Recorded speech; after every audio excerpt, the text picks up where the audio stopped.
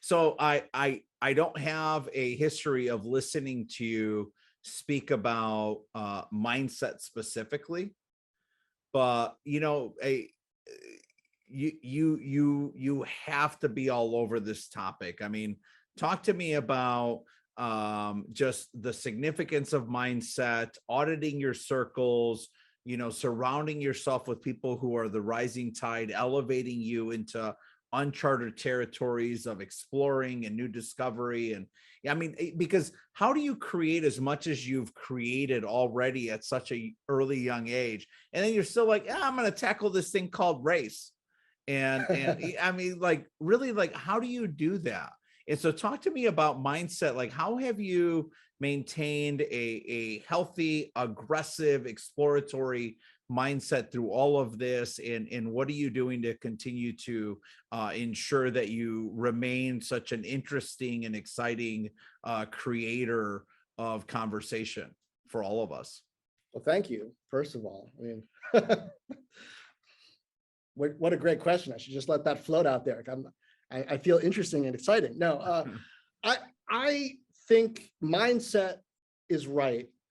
You put the emphasis on the right thing there. And I've just learned so much over the past 5 years in particular that's benefited me. And you brought up at the beginning Fort Knox, which is my digital show.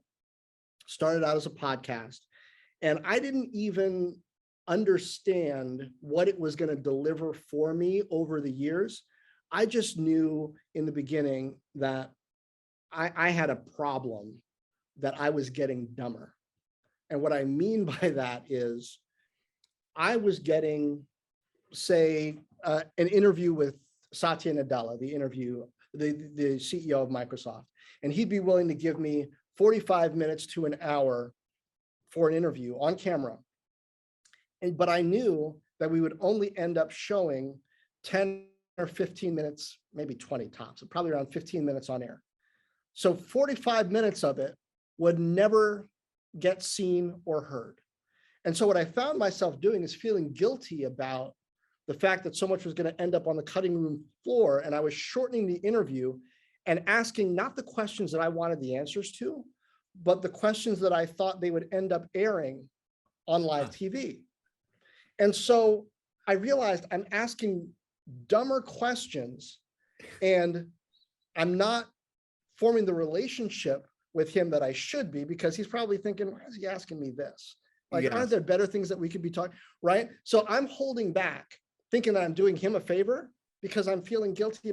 I said, wait a minute, we live in a digital era. Why don't I just have the whole conversation, right? It'll be a podcast, and the people who want to hear it can hear it. And then we'll have a good conversation, and that'll have a benefit in and of itself, because I can't keep doing this where I'm just asking these questions that I know that my editors or managers or whoever want to hear, but it's not really what I want to be talking about. And so that was the genesis of it. But what I found happened was I ended up talking to people at a length that I wouldn't otherwise, and getting amazing stories and amazing insights. And like normally at CNBC, we cover big companies and stocks that are publicly traded, and that's what the focus is. But I found myself talking to entrepreneurs like Tom Siebel or Luis von Ahn, right? Tom Siebel, he had founded Siebel Systems, sold it to Oracle, became a billionaire. He's got this new startup. Would we have had him live on CNBC? Not to talk about his new startup at the time, but boy, C3 AI is now public, and it's worth even more than Siebel was when Oracle bought it. And I learned that Tom Siebel got trampled by an elephant and it almost killed him. He was told he'd never walk again, but through his perseverance and mindset, he figured out how to find the right doctors, and now he walks and sails. Right, I got that story and got it on.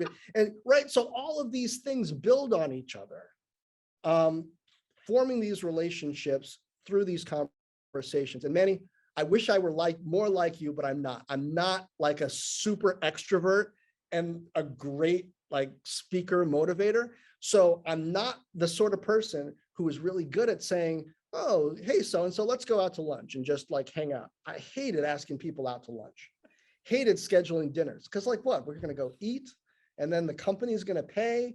and then we're going to talk about like, and I don't know. I just didn't, it wasn't good for me. What's good for me is Fort Knox. I schedule an interview. We talk about the company. I learn about you personally.